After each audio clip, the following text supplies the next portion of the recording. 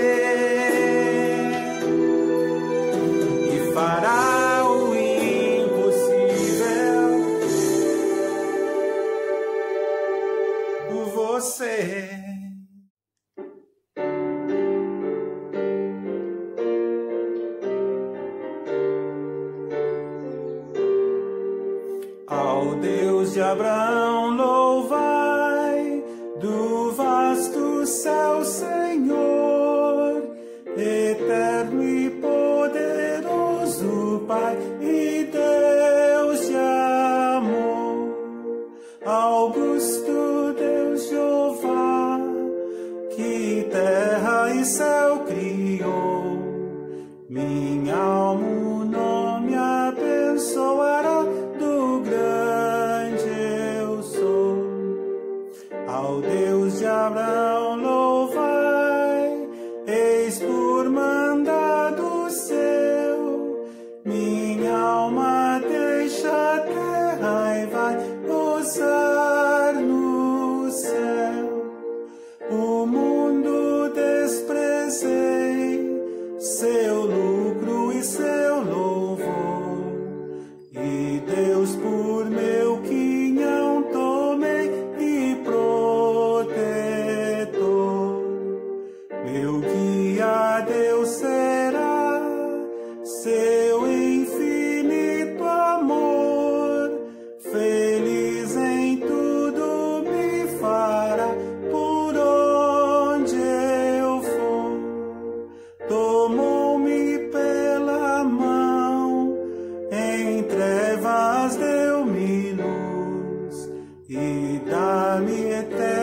a salvação por meu Jesus.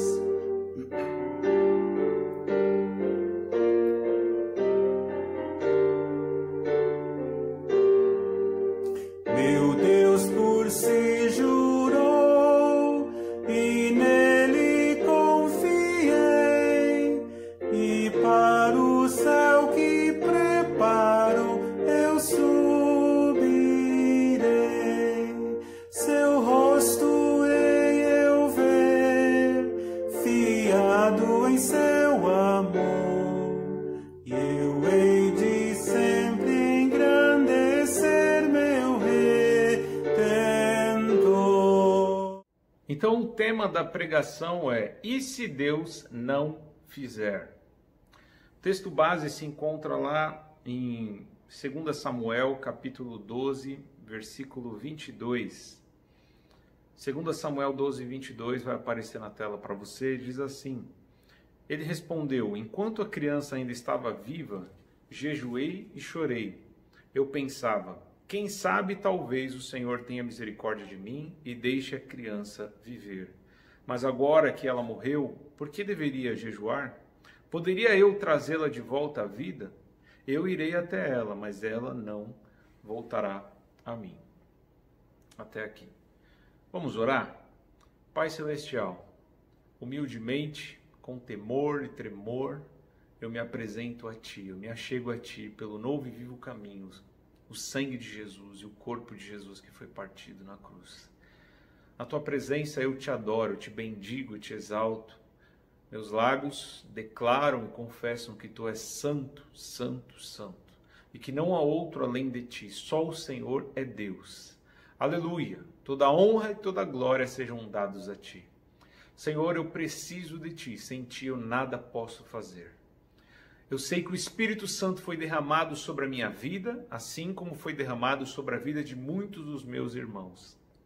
Foi derramado sobre toda a carne, sobre todos aqueles que creem no Senhor Jesus Cristo.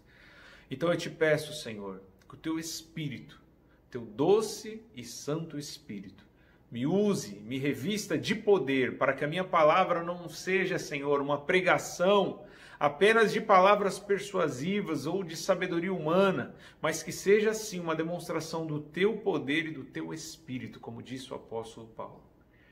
Então eu oro, Senhor, para que não sejam apenas palavras, mas o Teu poder, que o Teu poder possa invadir a casa e o coração de cada um dos meus irmãos que estão me assistindo agora. Fala poderosamente em cada coração. Ministra a Tua palavra e que a Tua palavra possa trazer frutos, Senhor, na vida de cada um dos meus irmãos. Que todos possam ser transformados, Senhor, pelo poder do Teu Santo Espírito. Que todos possam, Senhor, adquirir o entendimento e o discernimento de como devem viver para Te agradar.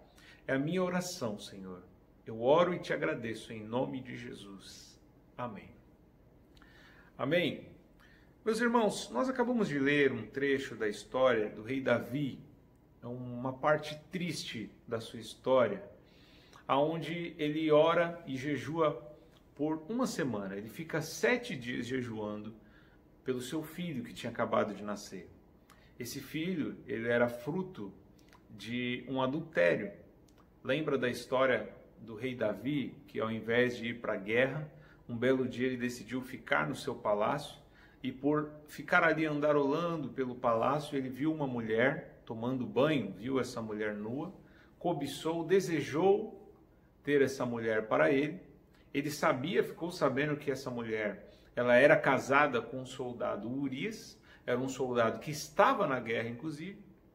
Davi aproveitou a situação, que o marido dela não estava em casa, estava inclusive trabalhando para ele, trabalhando para o próprio rei, na guerra, arriscando a sua vida. Ele foi lá e chamou essa mulher para o palácio, se deitou com ela, ela se engravidou e teve um filho. Ele tentou esconder esse pecado, tentou fazer com que o próprio Urias, que era o marido dessa mulher, se deitasse com ela para que todos pensassem que o filho que ela estava gerando era do próprio marido e não do rei. E acabou que Urias era tão fiel ao rei que ele falou: jamais eu iria ficar me divertindo com a minha esposa enquanto todo o povo está lá guerreando, jamais eu faria isso.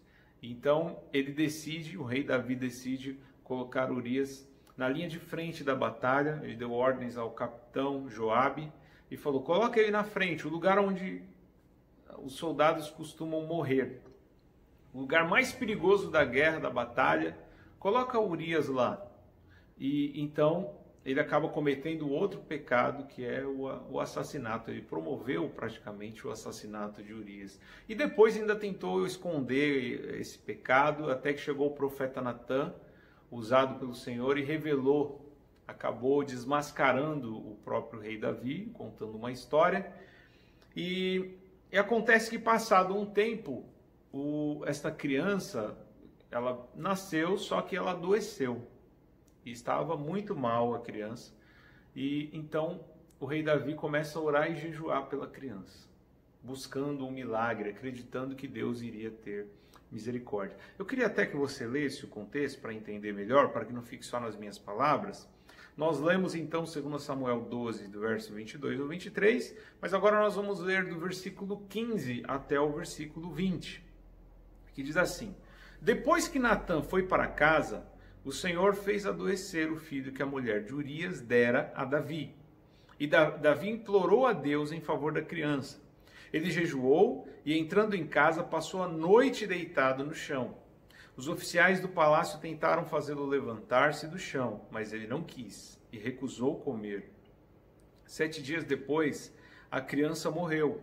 Os conselheiros de Davi estavam com medo de dizer-lhe que a criança estava morta. E comentavam: enquanto a criança ainda estava viva, falamos com ele e ele não quis escutar-nos. Como vamos dizer-lhe que a criança morreu?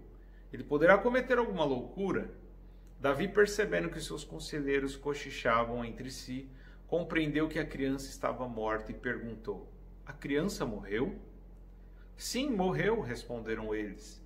Então Davi levantou-se do chão, lavou-se, perfumou-se e trocou de roupa.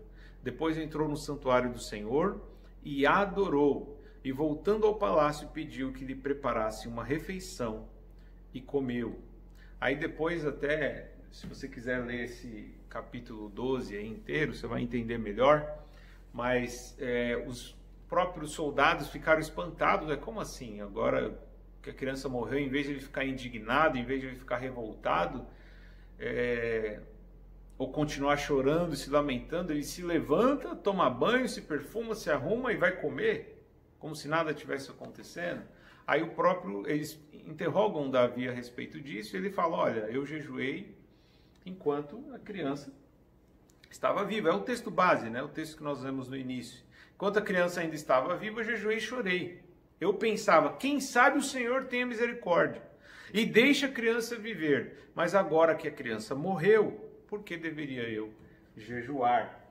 Então, meu irmão, nós estamos falando do homem segundo o coração de Deus, o rei Davi, que escreveu praticamente todos os salmos. A maioria dos salmos foram escritos pelo rei Davi. Alguns salmos foram escritos pela família dos coraitas, alguns foram escritos por Moisés. Se eu não me engano, alguns salmos foram escritos por Salomão, mas a grande parte dos 150 salmos foram escritos pelo rei Davi. Então o rei Davi foi aquele homem que pela fé enfrentou o gigante Golias quando ele era ainda apenas um menino, quando Davi era apenas um jovenzinho de aproximadamente 17 anos, raquítico ali, magrinho. Ele enfrentou o gigante Golias, que tinha quase 3 metros de altura. Coisa que os soldados mais valentes ali do rei Saul, do povo de Israel, não tiveram coragem de enfrentar. E Davi, um simples menino, pela fé que ele tinha, ele derrotou o gigante Golias. Ele mesmo diz, antes de enfrentar Golias, ele disse para Saul que ele tinha enfrentado leão, urso. Ele cuidava ali das ovelhas e quando percebeu que ou o leão ou o urso atacava as ovelhas, ele, com um simples cajado, ele conseguiu matar um leão, um urso, derrotá-los e salvar as ovelhas que ele estava cuidando. Então nós não estamos falando de um homem incrédulo, de um homem que não tinha fé. Estamos falando do homem segundo o coração de Deus, que fez coisas extraordinárias, que venceu milhares de batalhas. E diante desta batalha que ele estava enfrentando, que era uma batalha contra a enfermidade do seu filho, de um bebezinho, ele jejuou e orou pela vitória por 7 dias e ficou com o rosto no chão. Ele ficou deitado no chão, olhando para o chão. Uma situação humilhante, clamando pela misericórdia de Deus. E sabe o que aconteceu? Ele esperava que Deus fizesse o milagre e Deus não fez o milagre. Então é por isso que o tema dessa mensagem é: e se Deus não fizer? E se Deus não quiser fazer aquilo que você tanto espera? Porque nós vemos que a postura de Davi, depois que ele percebeu que a criança morreu, ao invés de Davi começar a murmurar, ao invés de Davi ficar frustrado com o Senhor, ou decepcionado com Deus, ele adorou o Senhor. Ele se arrumou, se banhou, se alimentou e adorou ao Senhor. E nós vamos ver na pregação de hoje a história não apenas de Davi, mas nós vamos ver a história também de Jó, que aconteceu algo semelhante. Nós vamos ver também a história do próprio apóstolo Paulo e, acredite, do próprio Senhor Jesus Cristo. Todos estes, meus irmãos, tiveram a experiência, talvez alguns pensem que foi a infeliz experiência de receber um não da parte de Deus. Ou de não receber o cuidado e não receber a vitória que de repente esperava. Então, eu poderia ser como aqueles profetas na época de Acabe, que sempre declarasse ali uma palavra de vitória para você e dissesse que não importa o que você faça, tudo vai dar certo para você. Não, eu prefiro ser como Micaías, que fala a verdade para você, mesmo que doa, mesmo que você não goste de ouvir, mas é o que você realmente precisa ouvir, é o que vai fazer você tomar as decisões corretas, é o que vai fazer você tomar a posição certa diante de toda e qualquer situação que você esteja enfrentando aqui na terra. Então Micaías disse: não, dessa vez não vai vir vitória da parte de Deus, vai vir derrota. Então Davi sofreu essa grande derrota, que foi a perda do seu filho. E eu sei que esse é um assunto delicado nos dias em que nós vivemos, porque nos últimos dias, meus irmãos, eu tenho escutado cada vez mais notícias de pessoas que perderam os seus entes queridos. E de outros, até familiares meus, que estão na UTI, que estão entubados, que estão em estado grave. E como eu gostaria de dizer e afirmar que não, vai dar tudo certo para todo mundo, que ninguém vai morrer. Eu gostaria tanto de dizer isso, mas eu não posso dizer isso. Por quê? Porque nós sabemos que a morte é uma realidade. E ela tem sido uma realidade, inclusive, na vida de muitos daqueles que creem no Senhor, daqueles que têm fé.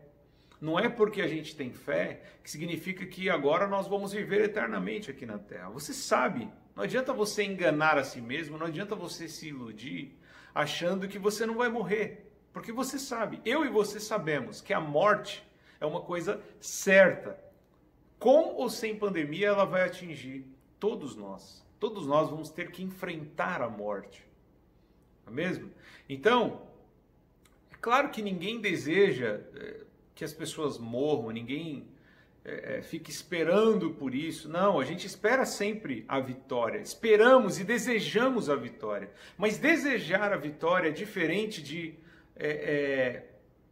afirmar que todos terão a vitória. Todos vão escapar da morte. Todos vão escapar da pandemia. Porque isso não aconteceu. A vida do irmão Lázaro, por exemplo, aquele cantor gospel, tantas canções que ele compôs e tocou em diversas igrejas.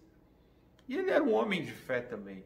E morreu de coronavírus. Então, e pessoas próximas, pessoas que nós conhecíamos, eu ouvi muitos casos, eu tenho certeza que você também deve ter escutado, de pessoas que morreram nesse ano, no ano passado, seja de coronavírus ou seja por outros motivos. Fiquei sabendo essa semana que uma mulher com menos de 50 anos teve um infarto. Não tinha coronavírus, não tinha Covid e morreu. Então, a morte, meu irmão, é uma realidade, não tem como a gente fugir disso. Não é porque nós cremos no Senhor que nós vamos negar a realidade da morte. Nem Jesus negou. e nem pediu para a gente fugir. Pelo contrário, a mensagem do Evangelho sempre foi uma mensagem de morte, tanto simbolicamente, a morte do velho homem, como a morte literalmente também. Ele disse para os seus apóstolos, para os discípulos, sejam fiéis até a morte. Seja fiel até a morte, lá em Apocalipse diz também, seja fiel até a morte e dar-te-ei a coroa da vida. A mensagem de Jesus, ela estava muito mais focada na vida depois da morte do que propriamente na vida que vem antes da morte. Então Jesus nunca enfatizou a vida aqui terrena. Ele até falou a melhor maneira de nós vivermos, que era amando a Deus acima de todas as coisas e ao próximo como a ti mesmo. Mas ele disse que a gente não deveria estar apegado a essa vida, e sim com os nossos olhos na outra vida. A nossa vida que nós vamos começar a desfrutar depois da nossa morte. Então o próprio Jesus teve que enfrentar a morte. Mas vamos lá, eu falei para você que ia falar de Jó, ia falar de Paulo, ia falar de Jesus. Em Jó capítulo 1, versículo 20, diz assim, quando Jó ouviu, né, toda a tragédia que aconteceu, ele perdeu seus bens, perdeu o gado, seus filhos morreram, ele ouviu essa notícia que ele perdeu tudo que ele tinha de mais precioso, seja material ou seja até os seus familiares. E aí no versículo 20, Jó capítulo 1, versículo 20 diz assim, ao ouvir isso, Jó levantou-se, rasgou o manto e rapou a cabeça. Então prostrou-se no chão em adoração e disse, saí nu do ventre da minha mãe e nu partirei. O Senhor o deu, o Senhor o levou, louvado seja o nome do Senhor. Repare que Jó, ele tinha consciência de que Deus tinha abençoado ele com tudo aquilo que agora ele estava relatando que ele tinha perdido.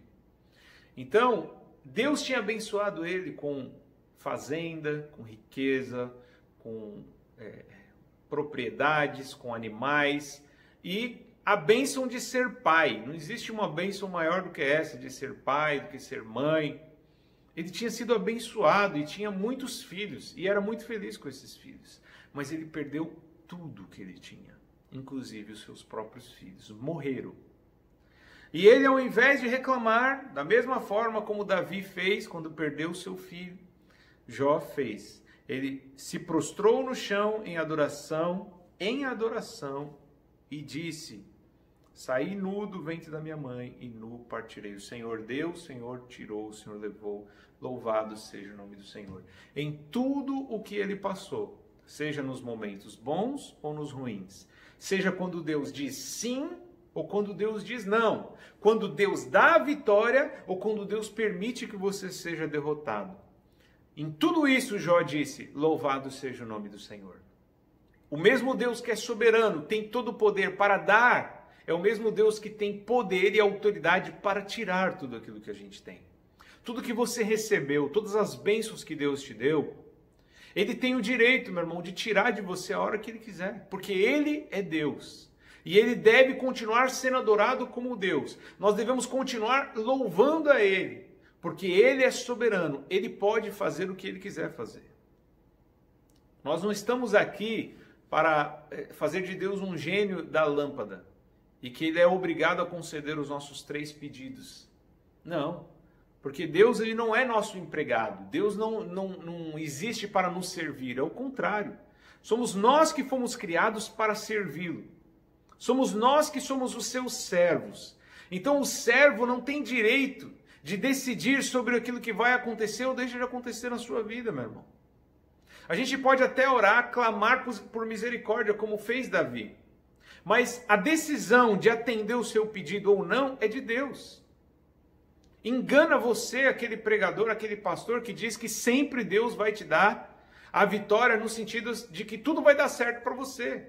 Nós sempre seremos vitoriosos, sim. Em todas as coisas somos mais do que vencedores em Cristo Jesus. Mas até esse texto de Paulo, que está lá em Romanos, fala em todas essas coisas somos mais do que vencedores, no sentido até nas nossas perdas. Deus nos faz vencedores. Como Deus disse através de Abacuque, mesmo quando falta o gado, o alimento, ainda que a oliveira não produza o seu fruto e as videiras também não, ainda assim a gente se alegra, por quê? Porque Deus é o Deus da nossa salvação, Ele deve ser louvado, Ele deve ser adorado, porque Ele vai continuar cuidando de nós. Ele continua sendo Deus, digno de toda adoração e de todo louvor.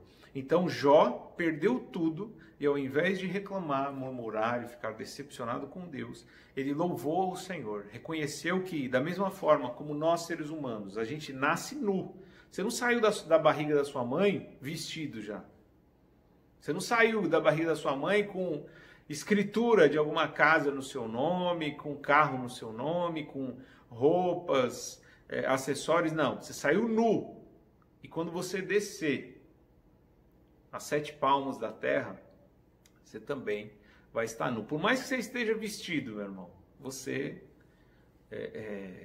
não tem mais direito, você já não tem mais posse de nada, porque o morto ele não tem posse de nada.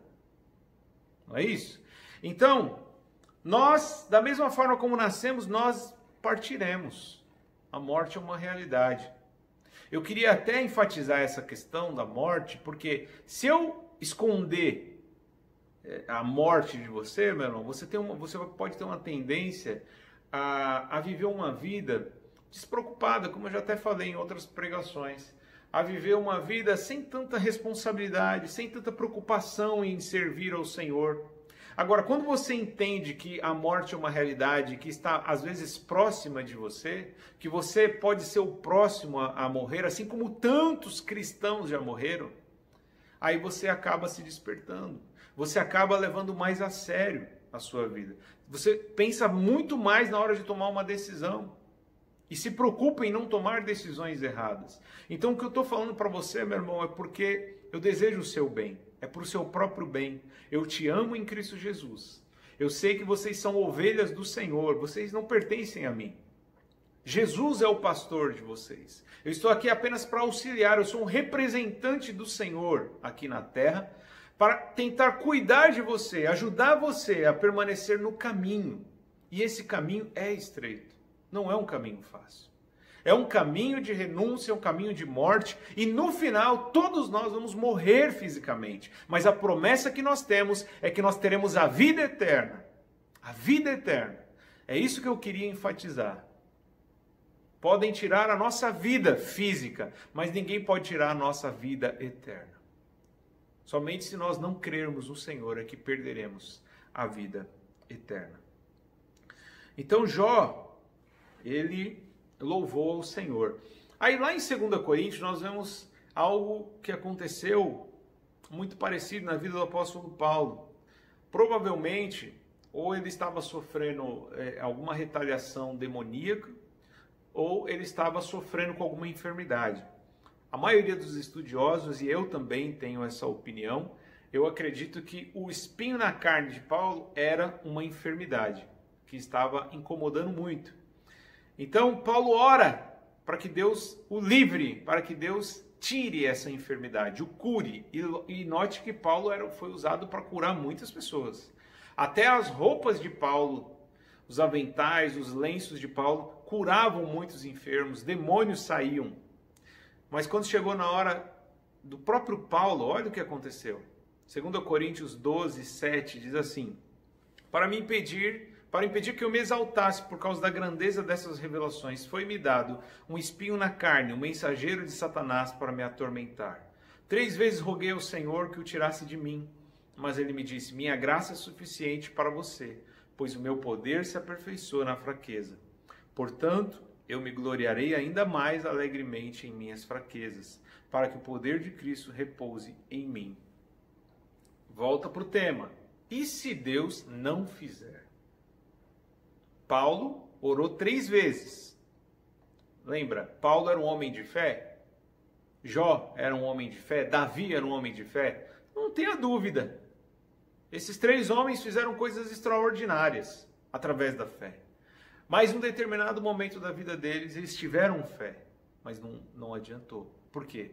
Além da nossa fé, meu irmão, além da nossa fé em Deus, nós temos que entender uma coisa que se chama a vontade de Deus.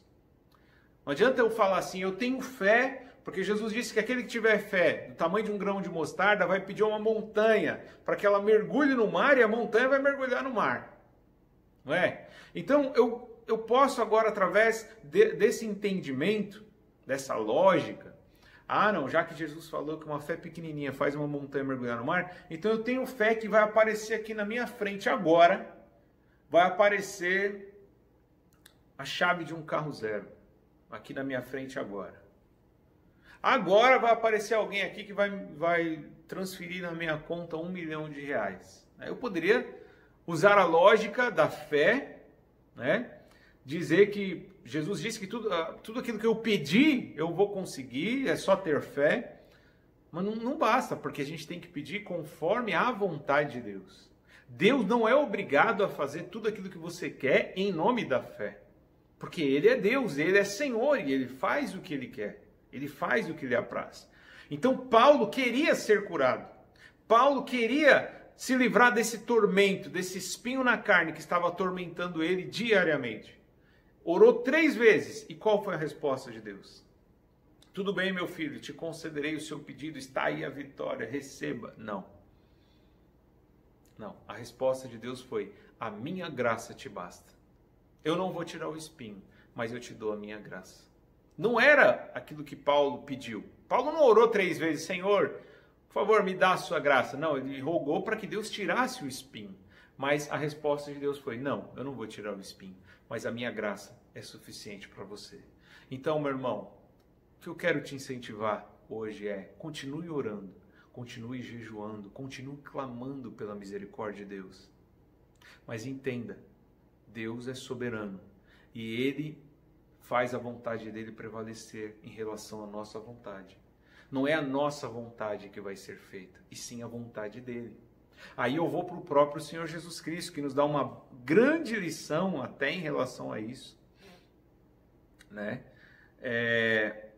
Lá em Mateus capítulo 26, versículo 39, Jesus sabia que iria ser crucificado, sabia tudo que ele iria sofrer, sabia que os pecados da humanidade inteira iriam estar nos ombros, nas costas dele. Ele iria ser responsabilizado e culpado por aquilo que toda a humanidade fez, todo o pecado. Ele levou sobre si os nossos pecados, as nossas dores e as maldições. Só que ele sabia que ia doer, o sofrimento ia ser terrível. Então ele ora, ele pede para Deus, se possível, livrá-lo. Mateus 26, 39 diz: indo um pouco mais adiante, prostrou-se com o rosto em terra e orou: meu Pai, se for possível, afasta de mim esse cálice. Contudo, não seja como eu quero, mas sim como tu queres. Em algumas versões diz: contudo, que não seja feita a minha vontade, mas a tua vontade. Então, meu irmão, eu creio em milagres. Eu já vi pessoas dar testemunhos de milagres. Eu já vivi um milagre. Aliás, o meu próprio nascimento já foi um milagre, porque era para eu morrer. Eu já contei essa história para alguns de vocês. O médico disse que a gravidez da minha mãe ia ser de risco, tanto ela quanto eu corria risco de vida. Então eu acredito que eu sou um milagre. Deus já me livrou muitas vezes da morte. Eu já passei por um incêndio, meu apartamento pegou fogo uma vez. Então eu acredito em milagres. Já vi pessoas, sabe, serem curadas mesmo de coisas que os médicos desenganaram. Mas eu já vi também muitas pessoas terem fé, e eu mesmo ter fé e orar e rogar para que algumas coisas acontecessem, e essas coisas não aconteceram. Por quê? Porque Deus não quis que acontecesse. Porque a vontade de Deus, ela é soberana e ela tem que prevalecer contra a nossa vontade. Claro que muitas vezes a gente está tão alinhado com Deus. Quando a gente está alinhado com Deus, ali no mesmo pensamento, lendo a palavra, em sintonia com Deus, em oração, dificilmente a gente vai pedir para Deus alguma bobagem, alguma coisa que já não esteja conforme a vontade dele. Então, normalmente alguém que já vive em sintonia com Deus, ora e as coisas acontecem. Por quê? Porque ele já sabe como Deus pensa, já sabe como que é a vontade de Deus e acaba sempre pedindo coisas que já estão relacionadas à vontade de Deus. Já pede na direção de Deus. Você vê o próprio apóstolo Paulo, até para pregar o evangelho, nas cidades que ele ia ali como missionário, ele buscava a direção do Espírito Santo. Tinha vezes que o Espírito Santo falava: vai para aquela cidade. Tinha vezes que o Paulo planejava ir para alguma cidade e o Espírito Santo falava: não, não vai para aquela cidade. É melhor você não ir. Então muitos pensariam: como assim? Ele não pode ir pregar o evangelho? Mas pregar o evangelho tem que pregar. mas Paulo andava na direção de Deus. Então, em tudo aquilo que a gente faz, em tudo aquilo que a gente pede, temos que buscar antes a direção de Deus, buscar saber qual é a vontade de Deus. Então, muitos, talvez, que estão me assistindo, que perderam seus parentes, familiares, estão sofrendo com o luto, talvez se sintam, claro, tem todo o direito de se entristecer, de viver o seu luto. Não é motivo de alegria, nada disso. Mas é importante que você entenda que Deus fez aquilo que Ele quis fazer. Ele não fez a nossa vontade não era essa. Mas a vontade dele sempre prevalece. E nós temos que ter consciência de que um dia também vai chegar a nossa hora. Nós iremos morrer. E por mais que alguém ore, por mais que alguém lute, por mais que alguém jejue por nós, se chegar a nossa hora, se Deus falar, agora eu quero recolher, agora eu quero levar, então não há nada, não há jejum, não há ninguém que possa fazer a vontade de Deus não prevalecer. Então a vontade de Deus sempre vai prevalecer. A vontade de Deus é boa, perfeita e agradável, é o melhor para nós, ainda que para nós seja como um remédio amargo, mas é o melhor para nós. Então, você vê que o próprio Jesus, sendo filho de Deus, ele não orou dizendo, eu determino, eu quero me livrar desse cálice. Não, ele falou, se possível. O próprio Mestre, o próprio Senhor e Rei dos Reis, orou humildemente dizendo, se possível, afasta de mim esse sofrimento, essa dor. Mas contudo que não seja feita a minha vontade, sim a tua vontade. Então como a gente pode ter essa ousadia de querer ser superior ao próprio Senhor Jesus e de determinar que Deus faça as coisas? Não, nós temos que orar com a mesma humildade de Jesus. Senhor, eu oro, se possível, salva, cura o meu parente, cura a minha enfermidade, mas contudo que seja feita a sua vontade. E se Deus não fizer o que você está esperando que Ele faça? Qual vai ser a sua postura? A postura de Jó? A postura de Paulo? A postura do próprio Senhor Jesus? A postura de Davi? Ou vai ser a postura daqueles que muitas vezes não conhecem a Deus, que começam a murmurar, alguns viram ateus depois que perde um ente querido, porque falam, se Deus fosse bom mesmo, Ele não ia permitir que o meu parente sofresse ou morresse, e ignorando o fato de que o pecado fez a morte entrar no mundo. E por isso todos nós estamos sujeitos a passar pela morte, e não será diferente com os nossos parentes. Então, a nossa postura tem que ser, Senhor, se possível, se Tu quiseres. Lembra um determinado enfermo que chegou diante de Jesus, um leproso, chegou e falou, se tu quiseres, eu sei que tu podes. Então, uma coisa é você ter fé que Deus pode fazer o milagre, e eu tenho fé que Deus pode fazer o milagre, mas você tem que ter a consciência também que Deus tem que querer fazer. Porque teve muitos na época do próprio Senhor Jesus que Deus não curou. Os que estão relatados, foram relatados para que a gente se desperte e tenha fé. Mas teve muitos que Deus não curou. Teve uma cidade inteira que Jesus não curou, porque falou que além da incredulidade, existe a questão da soberania de Deus, a vontade de Deus, que é soberana e prevalece. Se Deus quiser levar, se Deus não quiser curar, Ele é Deus e nós temos que dizer como Jó, louvado seja o nome do Senhor. Porque é Ele que soprou o fôlego da vida nas nossas narinas, quando a gente estava na barriga da nossa mãe. Foi Ele que fez o seu coração começar a bater.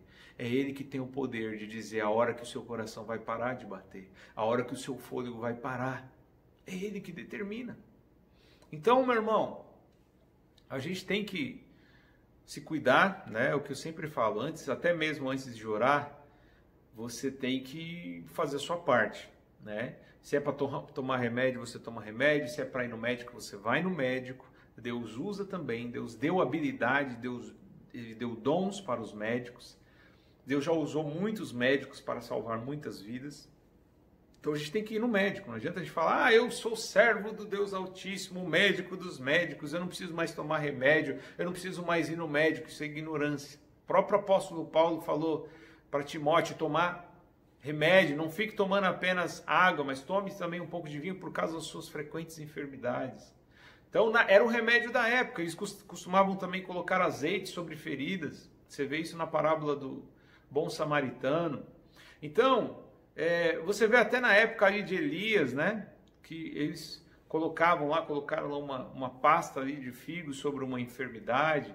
Então, Deus ele tem os seus meios. Muitas vezes ele pode te curar diretamente, ou ele pode usar um médico, ou ele pode usar um remédio, às vezes na sua própria casa. Mas o que você tem que fazer é ir atrás, buscar ajuda.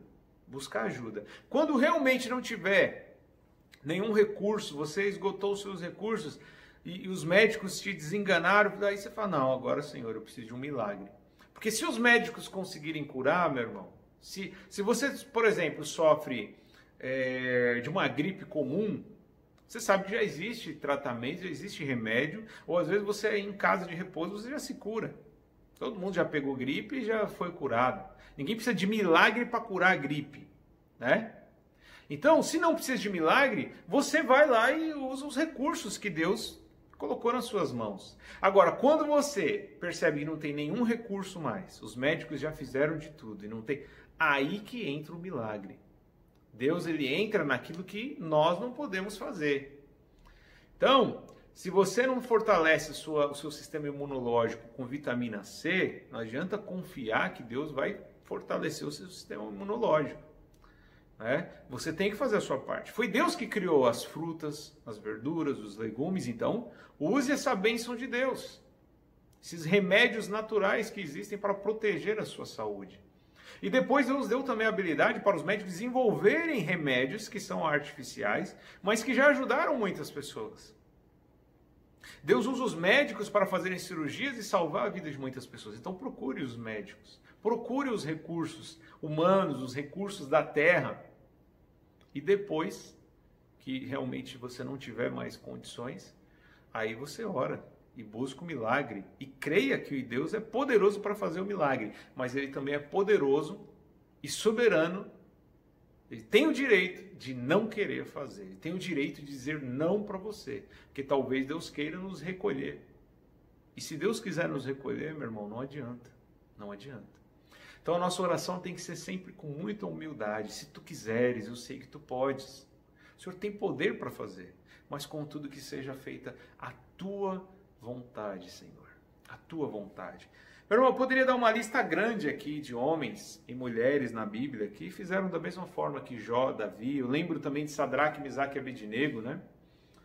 Quando eles foram ameaçados de ser jogados na fornalha por não adorar a imagem do rei Nabucodonosor, eles foram ameaçados e ao ser ameaçados eles responderam, olha, eu sei que Deus tem poder para nos livrar dessa fornalha, mas mesmo que Ele não nos livrar, a gente jamais vai adorar a outro Deus que não seja o nosso Deus.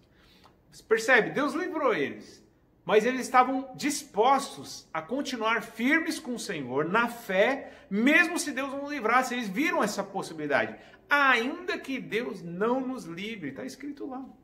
Depois você olha lá no livro do profeta Daniel.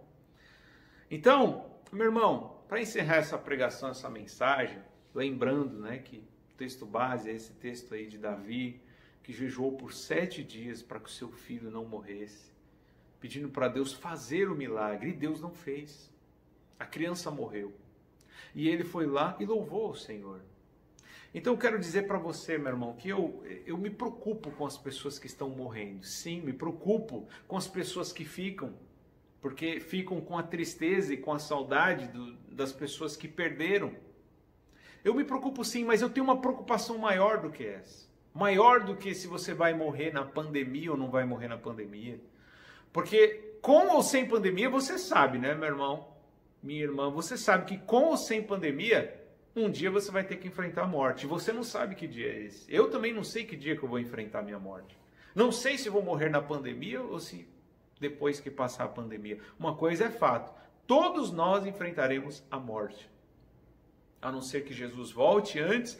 Pelos sinais, a gente sabe que falta acontecer ainda muitas coisas para Jesus voltar. Eu não acho que Jesus vai voltar o ano que vem. Nada disso. Ainda falta acontecer muitas coisas. Mas a nossa morte, a gente pode ser a qualquer momento. né? Eu não desejo isso para você, não desejo isso para mim, mas nós temos que estar prontos, temos que conversar sobre isso. Temos que pensar na morte. O próprio Salomão diz lá em Eclesiastes, né, que há mais sabedoria numa casa onde há luto do que numa festa. Por quê? Porque numa casa onde há luto, você pensa que todas as pessoas que são vivas um dia vão morrer. E numa festa você esquece disso, você se distrai. Então temos que pensar nisso. Mas então a minha preocupação não é tanto se você vai morrer, e se você vai morrer na pandemia ou não. Me preocupo, mas não é tanto. A minha maior preocupação é se você vai morrer com ou sem Cristo.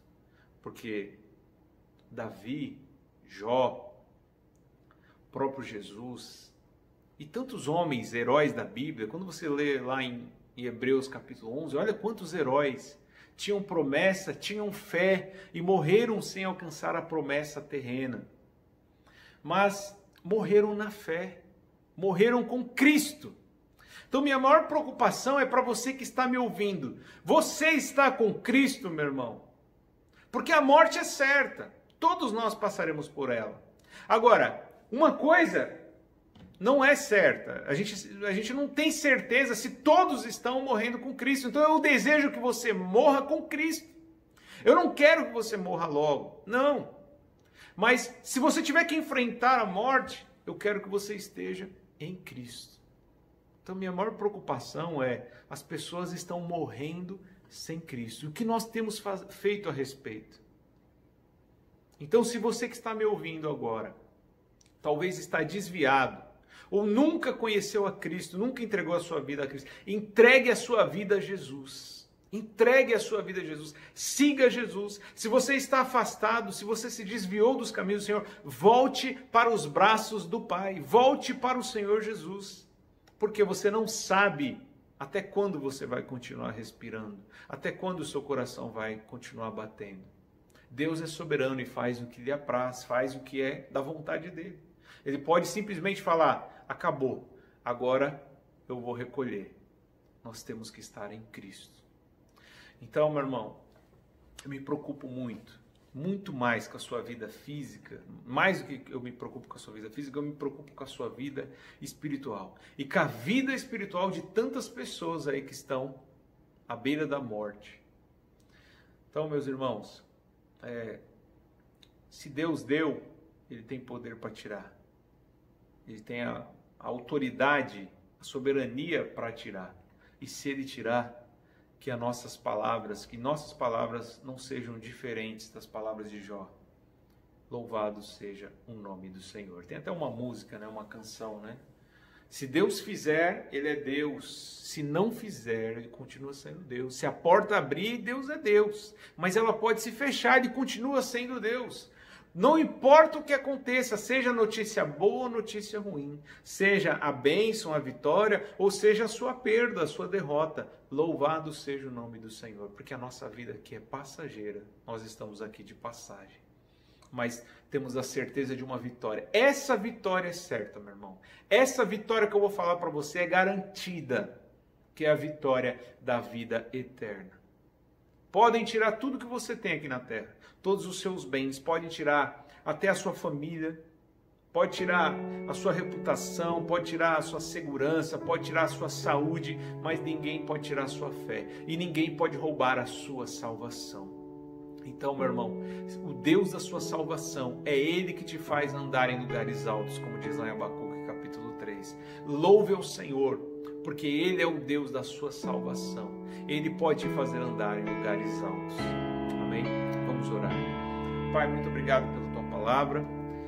Nós entendemos, Senhor, que o Senhor faz, ainda realiza milagres, ainda cura enfermidades que a medicina não consegue curar. O Senhor ainda livra os Teus servos da morte. Nós cremos que o Senhor continua sendo o mesmo Deus que abriu o mar vermelho e fez o seu povo passar em terra seca. Mas nós sabemos também, não podemos ignorar o fato de que muitos desses que passaram em terra seca, quando o mar se abriu, muitos deles morreram antes mesmo de chegar na terra prometida. E outros chegaram na terra prometida, mas morreram também.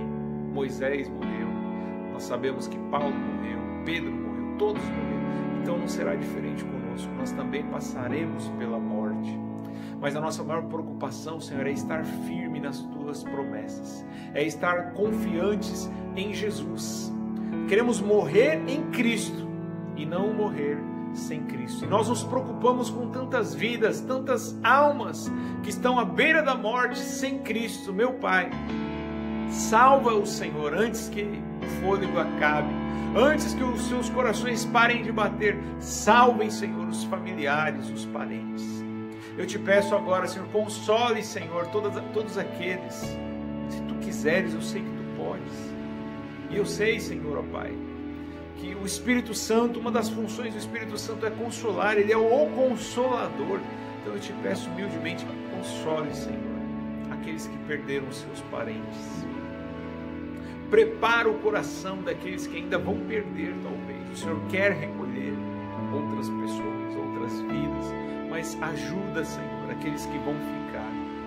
É o que eu te peço em nome de Jesus Cristo. E cura, Senhor, aqueles que o Senhor quer curar. Em nome de Jesus nós declaramos, Pai, nós declaramos, a nossa declaração não é uma determinação, não é uma exigência, não é uma obrigação, não.